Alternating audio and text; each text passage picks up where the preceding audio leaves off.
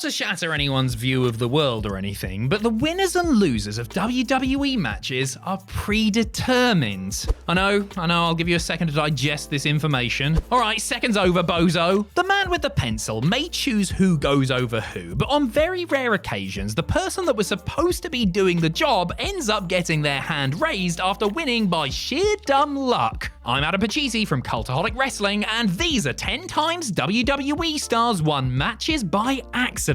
Join us.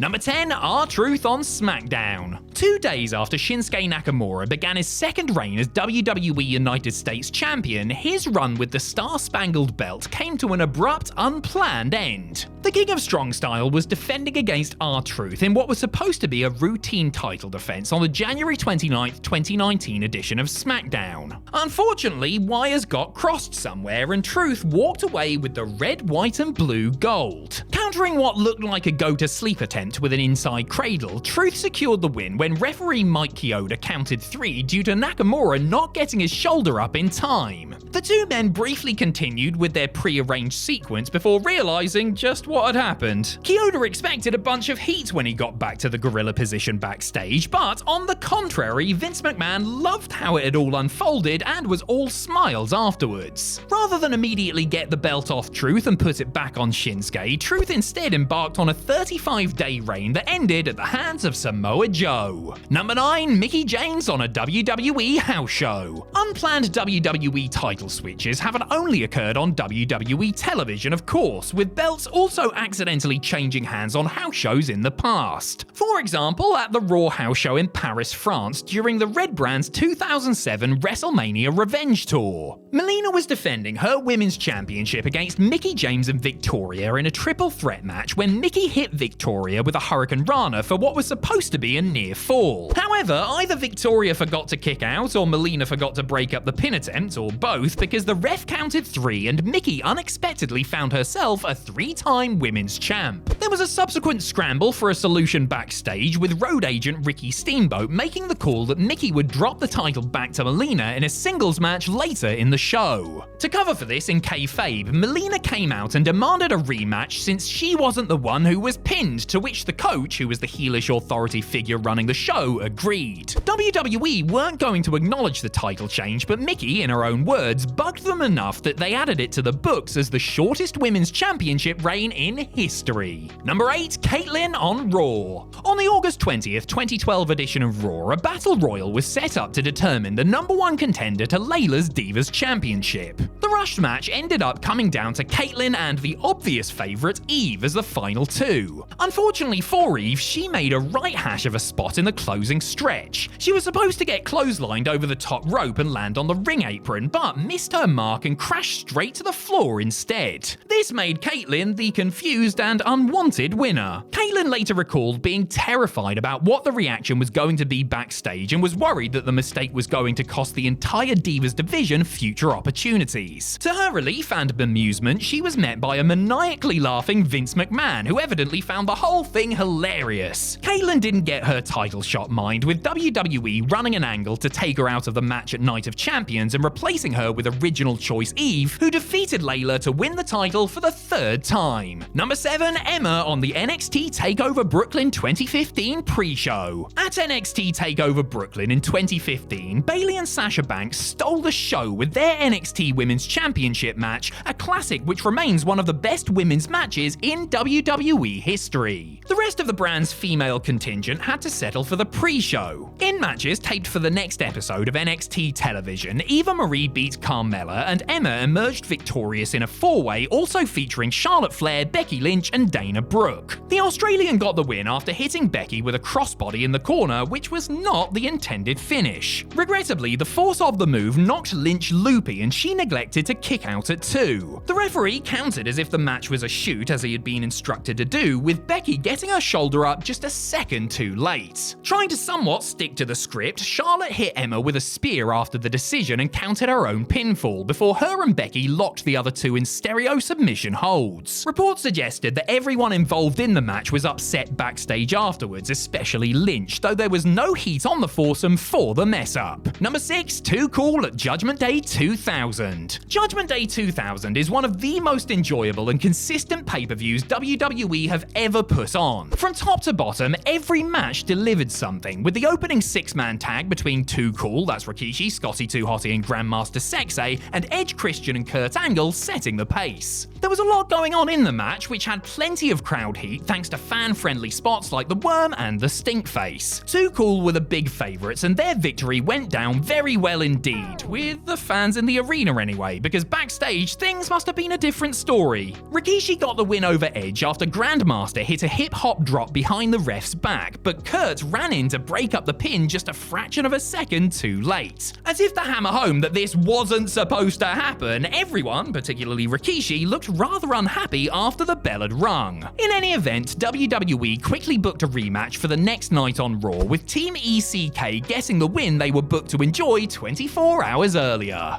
Number 5, Sin Cara, Ezekiel Jackson and Daniel Bryan on SmackDown. A 6-man tag match from the June 17th, 2011 episode of SmackDown ended minutes earlier than scheduled when Daniel Bryan pinned Ted DiBiase Jr. following a running dropkick in the corner. Everybody looked a little confused afterwards and just sort of stood around half celebrating as the show moved swiftly on. However, the story doesn't end there, because per Cody Rhodes, who has called the bout the worst he's ever been involved in due in large part to the premature ending, Ted Jr. flew into a rage backstage and in the heat of the moment claimed that the referee was trying to F on him. In the American Nightmare's recollection, Vince McMahon reacted to this unusual terminology by simply putting his headset back on, turning back to his monitor and never mentioning the botched finish again. DiBiase later claimed that Cody had fabricated the story and that he had not in fact shouted that the referee had tried to F on him. Number 4, Matt Hardy and Mark Henry on ECW. Sometimes when a finish is botched and the quote-unquote wrong person wins, there can be heat there, but it usually cools down quickly, and even if a title has changed hands, there's the understanding that this is pro wrestling, pal, and we can fix it later. Sometimes, however, there is collateral damage, something former WWE referee Wes Adams found out the hard way. Adams was the man in the middle when Mark Henry and Matt Hardy met The Miz and John Morrison in the main event of the August 12, 2008 episode of ECW on Sci-Fi. It seemed like the match was heading to Henry receiving the hot tag when Hardy hit Morrison with a second rope side effect and won the bout. Miz was supposed to break up the pin but was seemingly sleeping on the ring apron, while Jomo had been legitimately dazed by his bump and only got his shoulders up after 3. While the right team went over, it was supposed to be the dominant-looking ECW champion that got the match-winning pin. The world's strongest man nailed Miz with a stiff kick after the decision, which looked like an angry receipt, while poor Adams got let go a few days later. Number 3, Bryan Kendrick in the WWE Cruiserweight Classic. The WWE Cruiserweight Classic was a tremendous tournament that provided fans with thrilling action and young wrestlers with the launching pad to kickstart their careers, not to mention opportunities for a couple of veterans to show they still had it. One vet who earned himself a second chance with his performances was Bryan Kendrick, who made it to the quarterfinals. Standing in his way was Kota Ibushi, the high-flying Japanese sensation who had dropped jaws with his spectacular showing in a second-round victory over Cedric Alexander. The Golden Star was booked to beat Kendrick in a competitive 15-minute match and advance to the semis when a misunderstanding of the rules almost cost him. After taking a neckbreaker on the metal turnbuckles, Kota stayed outside of the ring for the duration of the 10 counts. The ref, who like all WWE referees had been taught to treat matches as if they were legit, counted him out and awarded the win to Kendrick. NXT General Manager William Regal quickly arrived on the scene and restarted the match under the flimsy pretense that Kendrick had used an illegal move to win. Needless to say, this was all edited off the final broadcast. Number 2, Tyson Kidd on a WWE house show. The NXT crew were represented on WWE's November 2014 tour of Europe, with the NXT title being defended on the shows. The tour started with Adrian Neville putting the belt on the line against his rival at the time, Sami Zayn, before Tyson Kidd got added to the mix for the last handful of stops on the tour. The action was good, as you would expect from 3 performers of their caliber, but the finish was a right balls up. Kid accidentally pinned Zayn, who apparently forgot to get his shoulder up. Everyone involved looked confused, while fans thought they had seen a title change when Kid's music started to play. However, the ring announcer then got on the mic and told the crowd in the SSE Hydro that Zayn had actually been eliminated. This, despite the fact that the match was announced as a standard 3-way. Once they had gotten that cleared up, Neville quickly hit Kid with the red arrow and eliminated him to retain. On the next 2 shows in Germany, WWE booked the matches to take place under elimination rules. Number 1, Hardcore Holly at WrestleMania 2000. And we finish now with an accidental winner, an accidental title winner no less, on the grandest stage. Hardcore Holly was one of 13 participants competing in the Hardcore Championship Battle Royal at WrestleMania 2000. Not to be confused with a traditional over-the-top rope version, this Battle Royal stipulated that the title could change an unlimited number of times during the course of the bout's 15-minute time limit, with the last person to score a pin or submission being recognized as the champ. The finish was supposed to see defending champion Crash Holly just about eke a defense after his kayfabe cousin bonked him and Taz on the head with a glass jar, but referee Tim White's timing was just a second off and Hardcore got the 3 right before the buzzer sounded. Luckily, the Hollies used the same entrance music, so it wasn't a problem when it started to play. Of course, WWE had intended to keep the title on Crash, so they booked him to regain it the next night on Raw. Naturally, old Sparky Plug was furious about this. Actually, I'm not sure if he was furious about it. He was definitely furious about something though. He always was.